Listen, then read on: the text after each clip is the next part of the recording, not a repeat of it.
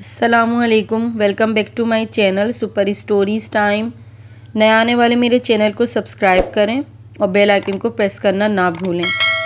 तो आइए सुनते हैं दिलों को छू लेने वाली एक हसास कहानी।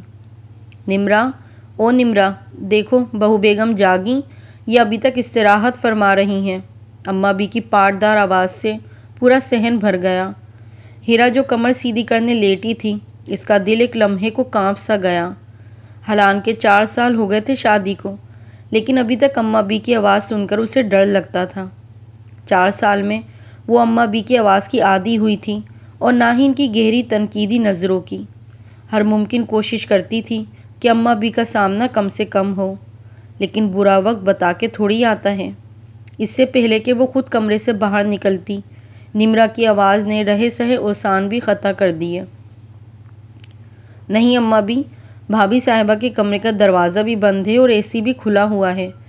आय हाय, किस मनहूस घड़ी में कमाओ बहू ले आई में भी। बजाय घर वालों को सुकून देने के, महारानी के अपने ही अरमान पूरे नहीं होते।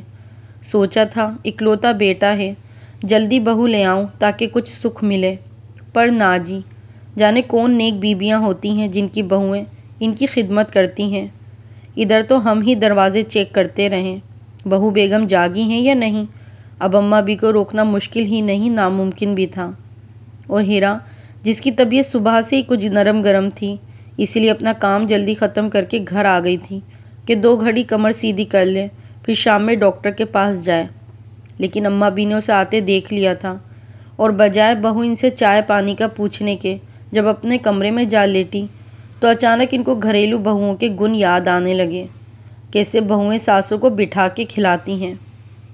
हीरा हिम्मत करके उठ गई और आफियत इसी में जानी कि कमरे से बाहर निकल जाए, इससे पहले कि तोपों का रुख इसके घर वालों और जन्नत मकानी की तरबियत तक आ जाए। हीरा के किचन की तरफ जाते कदमों को देखकर अम्मा बी ने फखरी अंदाज में अपनी बेटी को देखा, जैसे कह रही हों, देखा कैसे कसबल निकालें, अपराध गए तक तुम छुट्टी करो। और निम्रा ने भी आंखों ही आंखों में दाद दे डाली। ये किस्सा तकरीबन हर 10-15 दिन में होने लगा था। हीरा की नौकरी इसके गले की हड्डी बन गई थी, ना उगले बन पा रही थी न निगले। जबकि ससुराल में सिर्फ एक नंद और सास थी। सोचा था नौकरी को जारी रखूंगी, शादी के बाद तो जल्द ही एक गाड़ी ले लूँगी, क्योंकि रेहान के पास एक बाइक थी। गाड़ी के बाद कुछ बचत करके नौकरी को खैरबाद कहकर फैमिली बढ़ाने का इरादा था। चूँकि रेहान को कोई एतराज़ ना था, सो नौकरी तो जारी थी, लेकिन सिर्फ सैलरी पर इसका इख्तियार ख़त्म हो चुका था, और शायद अपनी ज़ात पर भी, क्योंकि रेहान रिवायती मर्दों की तरह घर के मामलात में दखल नहीं देता था। शुरू में अम्मा भी ना ज़्यादा अच्छी थी ना बुरी, लेकिन गुज़रते वक्त ने साबित किया शादीशुदा ज़िंदगी कांटों भरा रास्ता है, जिस पर किसी एक फ़रीक ने सब्र ज़्यादा करना होता है। अब ये इसकी किस्मत कि वो सास हो या बहू। अब ये हीरा का नसीब कि वो नौकरी जारी रखने की वजह से मसाइल का शिकार होती जा रही थी। पहले पहल एतराज़ नौकरी पर हुआ कि एक इकलौती नंद है, शादी होके चली जाएगी ससुराल, ससुराल भी काम करे और मेके में भी, फ़ायदा क्या है इसी भाभी का। सो इसने दोपहर का सालन भी सुबह नाश्ते के साथ बनाना शुरू कर दिया। दोपहर की रोटी अपने लिए और अम्मा बी के लिए बनाना भी खिलता था निम्रा को, लेकिन मजबूरी थी, अपने लिए तो पकाना ही था। इस एतराज़ के बाद तनकीद हुई हीरा के कपड़ों पर। नई दुल्हन है, हर वक्त सर झाड़ मुँह फाड़ रहती है। अब भला कोई पूछे, ऑफिस कौन सलमा सितारे के कपड़े पहन के जा सकता है। और फिर पूरे दिन की ख्वारी के बाद शाम 6 बजे आते ही शाम की चाय बनाने के साथ रात के खाने की तैयारी कौन कढ़ाइयों वाले कपड़े पहनकर कर सकता है। खैर, एक चुप सोच सुख पर अमल करते हुए खैर आफियत से दिन गुजारने पर मजबूर थी। हीरा की नौकरी की जिद भी इसी की थी, लेकिन अब ये नौकरी इसकी मजबूरी बन चुकी थी। रेहान ने कुछ अरसे पहले ही इसकी पूरी तनख्वाह की एक कमेटी डाल दी थी कि इस कमेटी के निकलते ही जॉब ख़त्म और हमारी फैमिली शुरू। कमेटी निकलते निकलते रेहान का इरादा था कुछ खुद भी जमा कर लेता और अब्बा जी जिस प्लॉट को छोड़ गए थे, इस पर घर बना के सब इधर शिफ्ट हो जाते। बहुत हसीन ख्वाब बुना था रेहान ने हीरा की आंखों में, मगर इसकी तकमील करते करते हीरा की अब हिम्मत जवाब देती जा रही थी कि सारी हिम्मत اماں جی کے تیز جملوں کی نظر ہو جاتی۔ ویسے بھی آج کل گھر میں پریشانی ہی پریشانی تھی۔ نمرا کا ایک بہت اچھا رشتہ آیا ہوا تھا، لیکن مسئلہ یہ تھا وہ لوگ صرف 3 ماہ کے وقفے میں شادی کا ارادہ کرتے تھے، جو کہ ظاہر ہے ممکن نہیں تھا، کیونکہ ہیرا کی پوری تنخواہ ریحان کی ڈالی گئی کمیٹی میں جاتی تھی اور ریحان کے پیسوں سے گھر چلتا تھا۔ اب جو شادی کی تلوار سر پر لٹکی تھی، اس کا حل کسی کی سمجھ میں نہیں آ رہا تھا۔ اماں بھی یہ سب جانتے بوجھتے صرف بیٹے کی شادی کو دیکھ رہی تھی، کیونکہ لڑکے والے نمرا کو پسند کر گئے تھے۔ ہر آئے گئے کے سامنے اب اماں بھی کماؤ بہو کی برائیاں، شادی کے بعد بیٹے کی نظریں پھرنے کے قصے اور جوان کنواری بیٹی کی شادی بھائی کے نہ کرنے کے قصے دہراتی تھی، جو ہیرا کو ازبر ہو چکے تھے، مگر اماں بھی نہ تھکتی تھی۔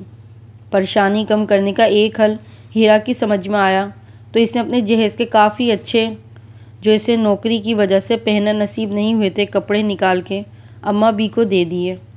نمرا نے تو خوشی سے رکھ لیے، مگر اماں بھی بولے بغیر نہ رہ سکی۔ یہ دن بھی دیکھنا تھا میری بیٹی کے جہیز میں کمی کمین کی طرح اترنے رکھی جائیں گی۔ واہ مولا، یہ دن بھی آنے تھے میری زندگی میں۔ اور ہیرا شرمندگی سے سر جھکائے کمرے سے نکل گئی۔ اب اماں بھی نے ریحان کے لتے لینا شروع کر دیے۔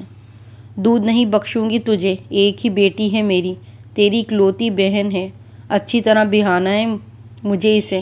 تیری کون سی مزید بہنیں بیٹھی ہیں جو دل تنگ کر پڑ رہا ہے؟ اور ریحان چاہ کے بھی نہ جتا سکا۔ آپ نے ہی تو مشورہ دیا تھا بیوی کے پیسوں سے کمیٹی ڈال دو، تاکہ بیوی کے ہاتھ زیادہ کھلا پیسہ نہ رہے، اور اکٹھا پیسہ ہاتھ آئے تو مکان بنا لیں پلاٹ پہ۔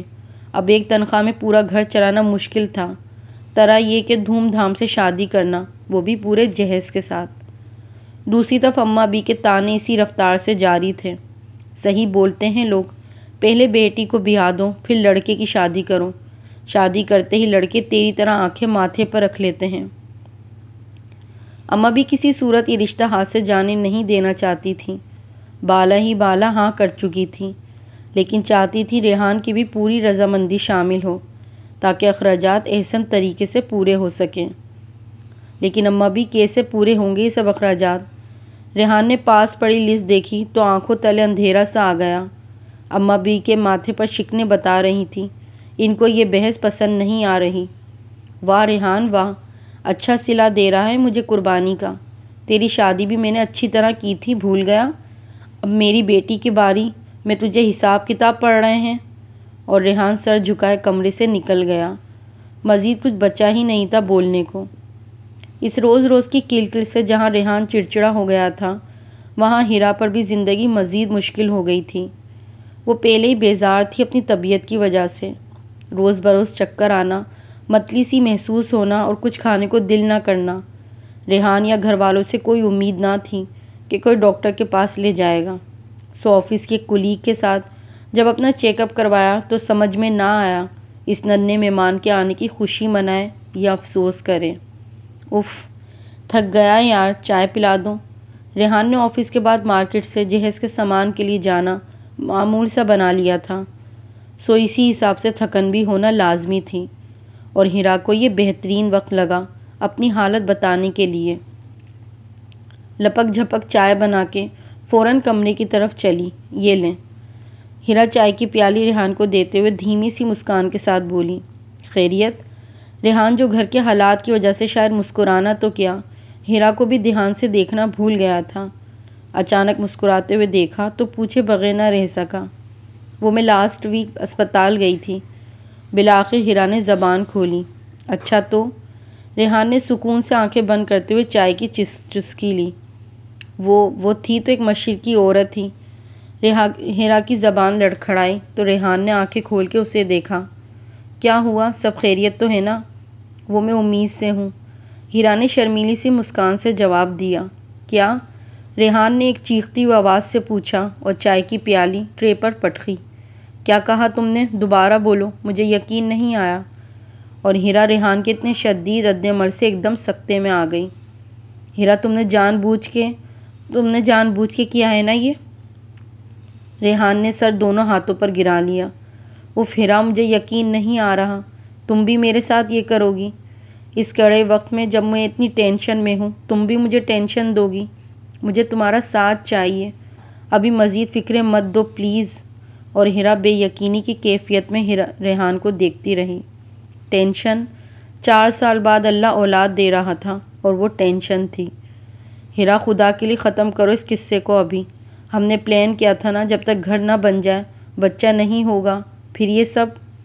ریحان نے ناگواری سے بات پوری کی اور کمرے سے باہر نکل گیا۔ پیچھے ہیرا زندہ لاش بنی سوچتی رہی، میں جو 4 سال سے اپنا بنیادی حق چھوڑے ہوئے ہوں وہ کہاں گیا؟ 4 سال سے پوری تنخواہ تم کو دے رہی ہوں، وہ کس حساب کتاب میں جائے گی؟ تمہاری ماں کی ہر بری بات، ہر طعنہ برداشت کر رہی ہوں، یہ ساتھ دینا نہیں ہے؟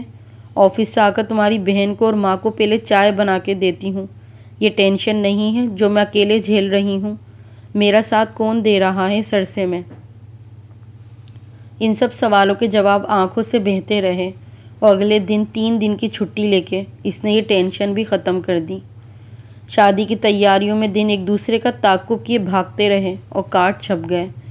ایسے ہی ایک دن جب ریحان تھکا ہارا گھر آیا تو اماں بھی لاؤنج میں ہی پریشان حال سی بیٹھی تھیں۔ کیا ہوا اماں بھی؟ ریحان پوچھے بنا نہ رہ سکا۔ وہ نمرا کے سسرال سے فون تھا تو؟ ریحان نے ناسمجھی سے پوچھا۔ وہ بول رہے ہیں ہمارے زیادہ تر رشتے دار باہر ملک سے آ رہے ہیں تو شادی کا انتظام ہوٹل میں ہو تو بہتر ہے۔ اماں بھی نے اٹکے بغیر اپنی پریشانی سنا ڈالی۔ یہ الگ بات کہ دل ہی دل میں وہ سخت پریشان تھیں، سارا جمع جتھا لگ چکا تھا اپنے سے بڑھ کے خرچ کرنے کے چکر میں۔ ریحان کاٹو تو لہو نہیں والی صورتحال میں کھڑا کھڑا رہ گیا۔ اماں بھی یہ تو سراسر بلیک میلنگ ہے نا؟ ہاں تو کیا کروں بتا تو؟ اماں بھی نے بھی گیند ریحان کے کوٹ میں ڈال دی۔ اماں بھی آپ کو اندازہ بھی ہے ہوٹل میں بارات کے اخراجات کا؟ ریحان نے حیرت سے پوچھا۔ اچھا تو رشتے سے منع کر دوں کیا؟ یہ بتا، مجھے یتیم بہن سے بول دے جا کے، باپ نہیں ہے تیرا اور بھائی اپنی بیوی کے للے تللے پورے کر سکتا ہے، تیرے نہیں۔ اماں بھی کیا ہو گیا آپ کو؟ ریحان نے بے بسی سے پوچھا۔ لون لے چکا، ہیرا اپنا زیور تک دے چکی، کپڑے پہلے ہی دے دیے تھے، اب بچا کیا ہے میرے پاس؟ ایک یہ بائک رہ گئی ہے، بولے تو بیچ دیتا ہوں۔ اماں بھی کو بھی ترس آ گیا، آخر کو اولاد تھی اور اکلوتا بیٹا بھی، لیکن سوال بیٹی کی خوشیوں کا تھا۔ وہ میں سوچ رہی تھی جو کمیٹی ڈالی ہے ہیرا کے پیسوں کی وہ لے لو تو کام ہو جائے گا۔ آخر ہیرا اس گھر کی فرد ہے، اس کا بھی فرض ہے اس گھر کے مسئلوں میں ہمارے ساتھ کھڑی رہے۔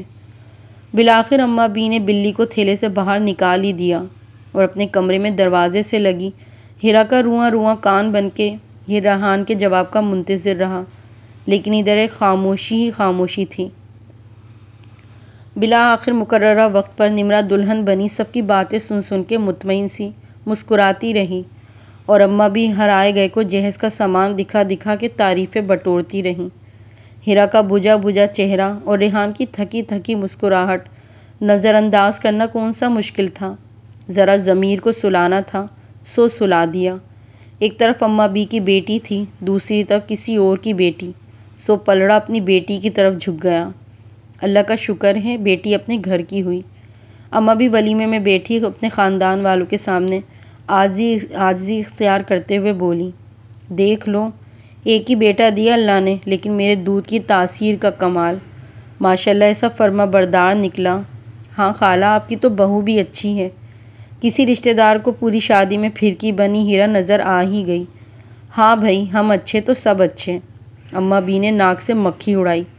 ہاں خالہ یہ تو ہے، ویسے نوکری کرتی ہے نا آپ کی بہو؟ پڑوس کی خالہ جن کی دیوار سے دیوار لگی تھی انجان سی بنی بولی، اے بولو اور کیا؟ تم تو جانتی ہو ذکیہ، پڑوس میں تو ہو، کیسے روز صبح جاتی ہے اور اپنی مرضی سے دن ڈھلے آتی ہے۔ ایک دمڑی تو جو کبھی لی ہو بہو بیگم سے؟ حالان کہ جب سے شادی ہوئی ہے نوکری پر ہے، مگر نہ بھائی ہم ایسے تنگ دل نہیں جو دوسروں کے پیسوں پر نظر رکھیں۔ دیکھ لو بہو نے اپنی نوکری کے پیچھے ایک بچہ تک نہ پیدا کیا، یہ آ رہی ہے سامنے سے، پوچھ لو جو کبھی طعنہ دیا ہو۔ دونوں میاں بیوی کا معاملہ ہے بھائی۔ ہاں بس یہ حسرت ہے۔ اماں بی نے ایک ٹھنڈی سانس لے کے بات ادھوری چھوڑ دی۔ وہ کیا آپا؟ اب جب کہ پورے خاندان کے لوگ اماں بی کی قربانی اور ایثار سے متاثر نظر آ رہے تھے تو گردن میں خود بخود کلف سا لگ گیا، اور ریحان جو ہیرا کے ساتھ اسٹیج سے بھاری سے سلامی دینے کے بعد اماں بی کو بتانے آ رہا تھا، اماں بی کو اداس سا دیکھ کے پاس ہی بیٹھ گیا۔ کیا ہوا اماں بی، کوئی کمی رہ گئی تو بتائیں؟ اور پورا خاندان اش اش کر اٹھا بیٹے کی فرما برداری پر۔ ارے نہیں ریحان، کلیجہ ٹھنڈا کر دیا تو نے، جیتا رہے، میری آنکھوں کی ٹھنڈک بڑھا دی تو نے، اللہ خوش رکھے تجھے۔ ارے آپا، وہ بات تو پوری کر دیں، کیا حسرت رہ گئی آپ کو؟ اے کلثوم، بس اب حسرت ہے ریحان کی اولاد کو گود میں کھلاؤں، مرنے سے پہلے پوتے کی شکل دیکھ لوں۔ واہ آپا واہ، کیا بڑا دل ہے تمہارا، کہاں ملتا ہے ایسا قدردان سسرال آج کل۔ اے بہو، قدر کرو اپنی ساس کی۔ اور بہو پاس ہی بیٹی حساب کتاب میں مصروف تھی۔ اب مزید کتنا عرصہ نوکری کرنی پڑے گی کہ نمرا کی شادی کا پورا قرضہ اترے یا کمیٹی ختم ہو۔ مزید نوکری کا مطلب تھا ابھی جنت پیروں کے نیچے آنے کا کوئی امکان نہیں، آخر کو کماؤ بہو تھی۔ تو آپ کو میری سٹوری کیسی لگی پلیز مجھے کمنٹس میں ضرور بتائیے گا۔